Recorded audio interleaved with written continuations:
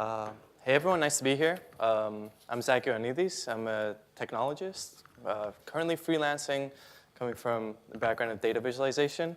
Thanks Asim and Elle for organizing this. It's really nice. It's my second event that I've been here. Today I'm going to talk about a contrast between the digital and the physical space, and this is something that I'm currently exploring through the context of an installation that I'm building. I'm more accustomed to prototyping on the web, so I'm going to be showing you my whole process of how I got to where I'm at, and right before kind of taking it and physicalizing it and putting it into space. So yeah, my background is in computer science, and I wasn't really feeling it until my second year when I started looking at the stuff that the New York Times were doing in terms of multimedia journalism and visual storytelling, and that's when I thought, okay, I'm more interested in the visual output of this kind of work, and I can take my skills and kind of use them towards this purpose. So that's kind of how I ended up doing the kind of stuff that I'm doing, and I'm really interested in the kind of coexistence between machine learning and creativity, how we can use tools and exploratory platforms and frameworks to augment the creative process. And I think these things that I'm going to show you today have a little bit to do with that. So as part of my thesis in my second year of university, I was kind of looking at ways of physicalizing data coming from the quantified self. And this was still in 2016, so the concept of the quantified self was on the tail end of cool, right before we got everything on our phones, step counters, heart rates, et cetera, et cetera.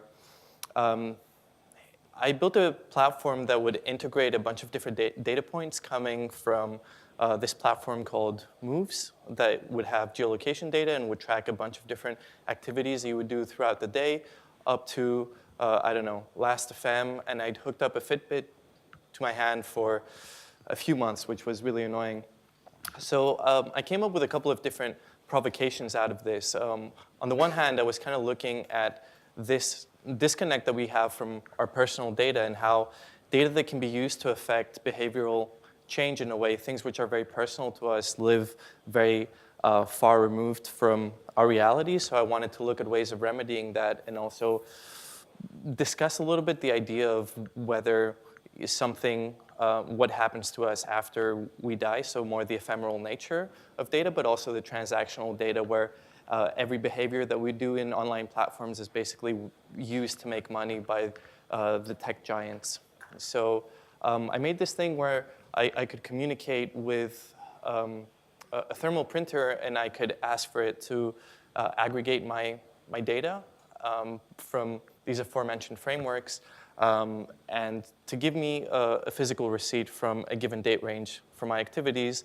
It was a little bit ironic because 3 months after this project, when I wanted to see, okay, let's see if these things, how they look like, and the ink had faded. So it was a little bit of it didn't really work out that well to me. Another thing was looking at creating more abstract mappings within data to kind of allow people to reach their targets. So say you want to run a marathon. I would never want to run a marathon, but let's just say hypothetically that you've set a 20,000 steps daily limit. I created this I called it augmented reflection platform, that would, the further away you were from your goal, it would distort your face, and it would try to act as a motivation to engender more behavioral change. So this was prototyped with open frameworks on a Raspberry Pi, and Node.js was running as like the central heart for all the connected artifacts. So I was working full time until October, and after that I went freelance, mostly because I wanted to give myself a title and a promotion. Basically, I wanted to retire, but the figures weren't really working out, so I'm still forced to work. I used to work at an agency around the corner called RGA. I started working in the data science and visualization group in New York back in 2016 as an internship, and then I had the good fortune to go and work embedded at Brand Studio for a few months in the summer, and worked on this project, and otherwise I was here around the corner. This is a project we did for a nonprofit foundation at Google called Woman Will that assessed the gender inequality within the Asian Pacific region. And it would basically, so it had two parts. One was more the exploratory framework, and this bit was the editorialized version, the scrollytelling version, where we used a particle system and different animations to observe and present through the motion of these particles different insights that we found through this data. There are, as you might imagine, some pretty disturbing facts about how people perceive gender equality to look like within these 10 different countries and how it actually looks like. But I'm not really going to talk. I just wanted to give you a context on the kind of work I do. I don't consider myself primarily a front-end developer, but a lot of the work that I do is on the web. I do a lot of stuff with generative design. Obviously, data visualization is a more interdisciplinary field, and that's kind of the context that I like to work through. But yeah, I've also done a bunch of consulting work, just straight web builds, and yeah, more front-end stuff. So before I get to the meat of my talk, I want to make a massive detour. And I think I'm going to talk about an avant-garde group that was active in the 60s in Paris called the Situationists. And just to give you an idea of where their ideas kind of exist within the cluster of Wikipedia, these are the things that they are related to. They were basically a group that dealt with, they were against what they saw as a rising consumerism and alienation within the Paris of the 60s. So they would create these little like playful actions within the city of Paris in terms of how you would be navigating the city, how you can use space in order to waste time. Very playful provocation to kind of go against the whole functional aesthetic that was creeping in within Paris through the architecture and through, yeah, this rising alienation that was happening at the time.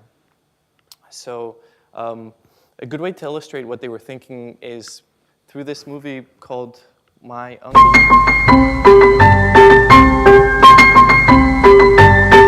Where you kind of have this contrast between the uncle that lives in this really chaotic house,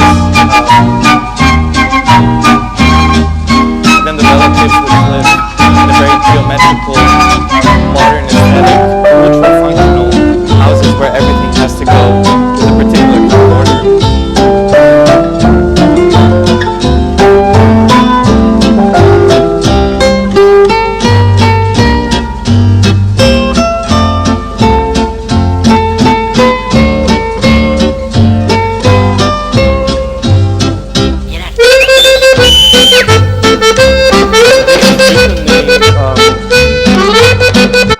They would frequently rearrange things around their house. They would, they kind of thought that there was this oppression and this patriarchy in having different rooms within the house that served a different purpose. So they would try to rearrange, why should the kitchen be the place where I cook? Why can't I just take things from the kitchen and cook in my bedroom? Why do I even need a bedroom? So they were very surrealist and kind of a continuation from the Dadaists, but like this very surrealist group that wanted to come up with these playful provocations of navigating the city.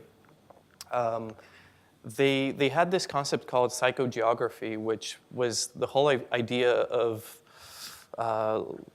let's say, doing the same thing but for a city. So why, yeah, they would do things like navigate Paris using a map of Amsterdam, or seeing someone with a yellow jacket and just following them throughout the city. And that was their way of kind of annexing their own subjective personal experiences within the objective physical space. They called this act psychogeography. And what you see here is a visual representation of this thing in the form of a map. But this is a map unlike maps you might be used to seeing, because what they would do is they would split the map into different neighborhoods that they felt were very different based on their subjective experience. So it could be that you had 10 situationists just saying, within this corner, I feel these particular emotions. And within this other corner, I feel, I don't know, maybe more confused, maybe more intimidated by the noise and the sound of the city. So they created these kind of conceptual divides around the city, and these lines would be, the thicker a line means the more you would go from one of these islands to another islands. And so in that way, it's a purely subjective representation of the city of Paris. I really liked this idea, and I wanted to get away more from the screen. I wanted to do things within a physical environment, and I really wanted to think about how we think about space in terms of machine learning, where we're talking through the concept of latent spaces, things that have been algorithmically constructed with the goal of putting similar entities within similar places, and the contrast of that with the physical space, where I'm here and you're here, and we can say that we're close together, but that doesn't necessarily make us similar entities. Whereas with algorithmic space, there's always this kind of curation of how we're arranging and organizing different objects. So I thought it would be really cool to kind of do that.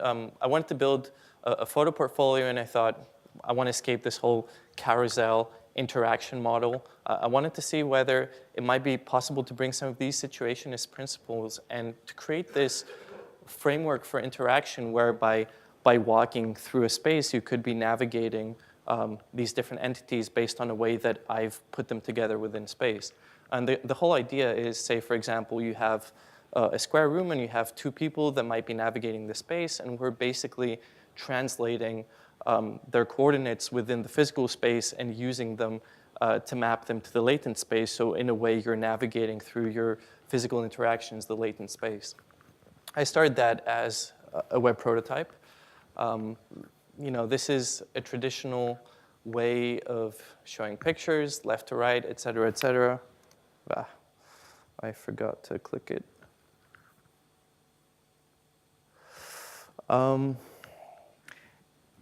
And then I use T-SNE. So T-SNE is basically this dimensionality reduction algorithm where I created different histograms for all 100 images that I had. And using those histograms, I would take the colors, the four most prominent colors, and I would give them as inputs to my T-SNE algorithm in order to translate them within this particular way in space.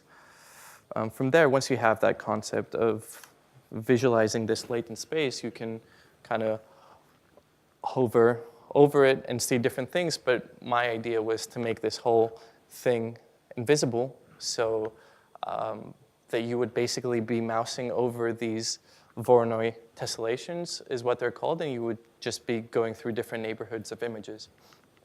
By the way, feel free to interrupt me if you have any kind of technical questions. I do have a section where I go more technical, but I did this presentation last week for more of a data visualization context, so I'd be really interested to see how you would approach something like this or what you're interested in hearing about from a JavaScript perspective. I'm more well-versed in Python for doing data science stuff. It's a relatively new field to be doing AI with JavaScript, so I also wanted to show what a proof of concept might look like if we want to start computing this latent space within the front end. And this was kind of what it looks like. So I'm using a package called tsne.js by Andrei Karpathy, and I'm using these Voronoi tessellations to kind of illustrate the different clusters that are created. And this is the moment where it converges, and we basically reduce 12 dimensions. We have 3 different colors times 4, so we're reducing these 12 dimensions into a 2-dimensional space. And the whole idea of T-SNE is that we have a high dimensional representation that we want to reduce to a lower dimension representation while still keeping the relationship of objects and their structures. And this is what it might look like when we start computing the gradients. So this is the whole process where we're kind of stepping through T-SNE and until we find some kind of area where there is some kind of convergence. And this can happen through many, like a few thousand steps. And what I'm doing here is I'm changing the proximity, and the proximity is kind of this heuristic that the algorithm uses to understand what are the possibilities of how many different points there might be nearby me. And it uses that to reach the ultimate convergence point. It's basically a way of navigating the local versus the global search space. Here I'm using higher numbers I'm using higher numbers, so each of these cells assumes that they have a larger number of neighbors, and you can see that it changes the way that that final clustering happens.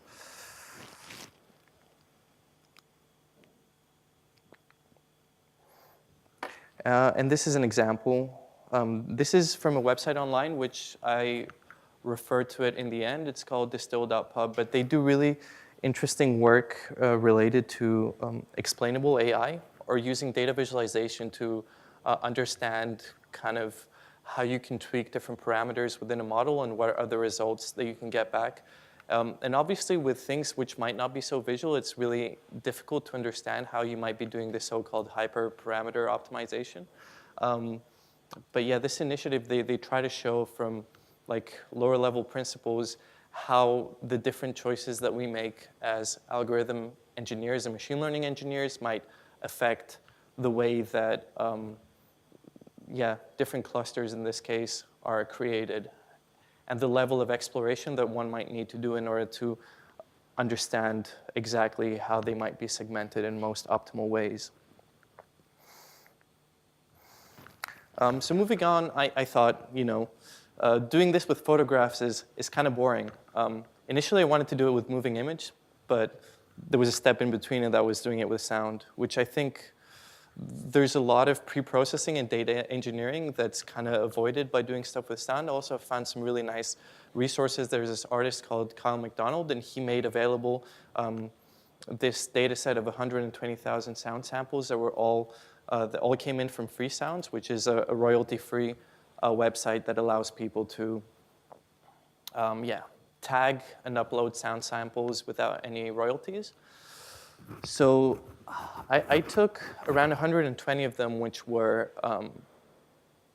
between 0 and 4 seconds. And what I wanted to do is I wanted to create this three-dimensional latent space in the same way that I did for pictures.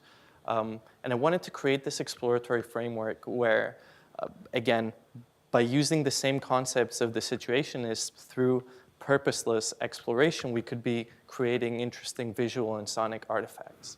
So in order to do that, I thought one way of doing that is looking at the pure phenotype properties of the sound. So I can start arranging them based on their frequency or their sonic properties. And that's an interesting project. But what I'm more interested in was kind of looking at this contrast between what a sound might actually sound like and what someone has tagged that sound like. So I used an algorithm called word2vec. And what this does is it's a neural network that's shallow, it's 2 layers deep, and it's trained on entire corpus of Wikipedia. It differs, obviously, you can train it on many different models, but we're talking about many, many terabytes of text that this has been trained on. And this understands the different structures that the words have with each other, so how often they co-occur. And by using those, it can place a word through a vector within a very high dimensional space. This space might be 50 dimensions, or it can be 100 or more dimensions. But what this does is it also allows you to do some really interesting vector mathematics. So for example, you can ask that algorithm, man is to king as woman is to what? And it will reply with queen. I came across this interface quite recently that allows you to navigate these latent spaces through mathematical operations in a way similar to a spreadsheet. So for example, you can average out a bunch of different faces, and then it's going to use a generative adversarial network to come up with the average of these faces. And what this average is basically a way of traversing the latent space and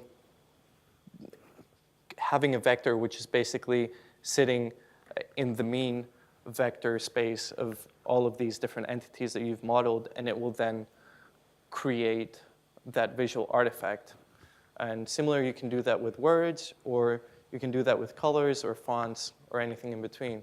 So what I'm saying is basically, once you have constructed this latent space, and there can be a lot of work in creating the most optimal latent space, or you can even subvert these optimizations to create a conceptually more interesting latent space as one that will produce a more interesting or more provocative kind of artifacts. But once you have that, I'm sure you'll have seen a lot of different art that's made with neural networks where they basically create artificial faces. And these are all different ways of navigating and interpolating through point A and point B of this latent space.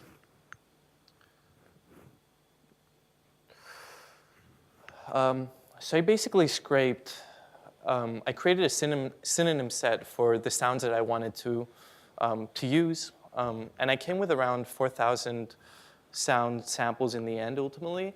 And I was looking at sounds that had been tagged with some synonym word from, like, they had been tagged in a way that resembles an urban sound. So I put in a bunch of words, and then I filtered using these words. And most of the things that I was looking at were things like field recording, lo-fi, city sounds. And I think I had a bunch of 20 different synonyms that yielded 4,000 sound samples. And this is what the metadata looked like for each of these sound samples. In case anyone is wondering what the sound of a toilet seat dropping is, someone's recording it, and someone put it up on free sounds. So using this metadata, and this is the computed metadata where I basically, if you look at coordinates here, you'll see that what I'm doing is I'm taking these tags and I'm constructing a sentence from these tags. And using these tags, I use the Word2Vec embedding to put them within high dimensional space. And then for each tag sentence, I'm averaging out all the vectors for the constituent sentences and then coming up with a 50-dimensional coordinate point for each of these sound samples within my latent space. Obviously, we can't visualize anything that lives in 50 dimensions, so I'm using t-SNE after to reduce that while keeping the original structure to 3 dimensions, and then I'm doing k-means clustering to come up with 12 different neighborhoods. And while I've done this in Python, I did see some things that would suggest it's possible. Definitely Word2Vec can be done with Node.js for sure. K-means clustering can be done in the front end. So yeah, generally, these are things that I think could be done primarily in the front end, and then having a server in the back to do the more computationally intensive computations. I think it could be a JavaScript-only kind of project. The interface looks like crap. This is like 2-3 weeks of work, but what I'm doing here, I'm thinking if this could be used as some kind of tool where if you're an audio producer, you might want to organize and put into some kind of hierarchy in space and visualize all your tagged samples. But what I'm thinking is, what if you could use these samples, and what if you could start navigating different neighborhoods of sound? What would that sound like? What if we had some kind of agent that would navigate the latent space the same way a Situationists might navigate the latent space? And yeah, what would different neighborhoods of sound like? So I used this sound synthesis engine called Super Collider, where you basically you can write code in order to make different synthesizers, and you can pass different buffers of sound. So what I'm doing here is I'm kind of in the middle of it, but I'm creating this bridge using Node.js and WebSockets to pass in these. I'm using Euclidean distance to basically formulate a distance of sound and send from a given source point 20 different sound samples that are similar to it, that are basically conceptually similar because they've been clustered using the tags. And then that goes into a synthesizer. I'm using a thing called granular synthesis, where you basically have this buffer of 20 samples, and it randomly goes from one to the other and chops them up into very small pieces and then rearranges them again. And this is what it might sound like.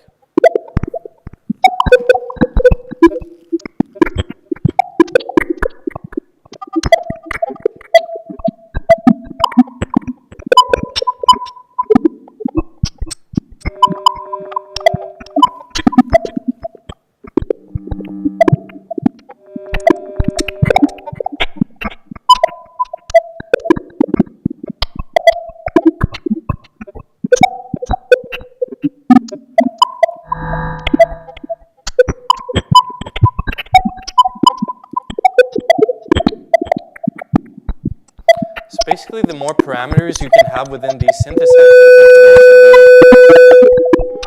enabling different kinds of performances where you have this interface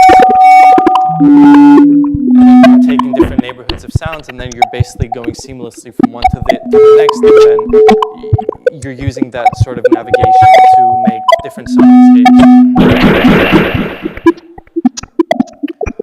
Another neighborhood might sound like this.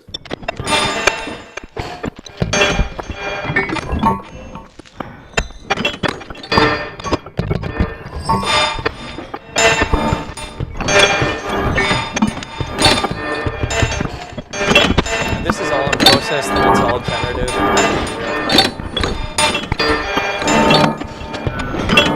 Well, one of the things that I was thinking about doing is looking at different other neighborhoods that have been tagged by cities, and in such a way creating the neighborhoods of sounds from only London-specific sounds or from Tokyo-specific sounds, and so on and so forth, to create these different soundscapes for each of these different cities.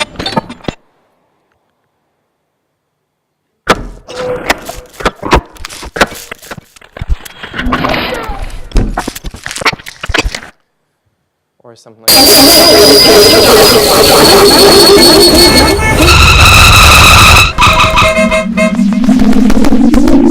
Chino might not be your cup of tea, but there are many people in Berlin that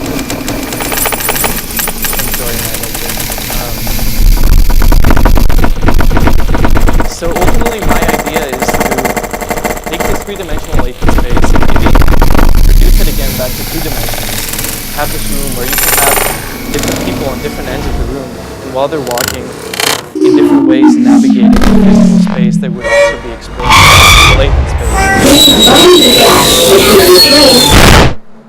It would be interesting to find different contrasts, such as populating the latent space with nature sounds on one end, and then taking urban sounds on the other end, and then kind of seeing what it would sound like once we've synthesized both ends at the same time, how that intersection of city sounds with nature sounds might sound. And maybe there's a case where we have two set of sounds that might be conceptually very different to each other, but would yield the same result. So in a way, we're kind of looking at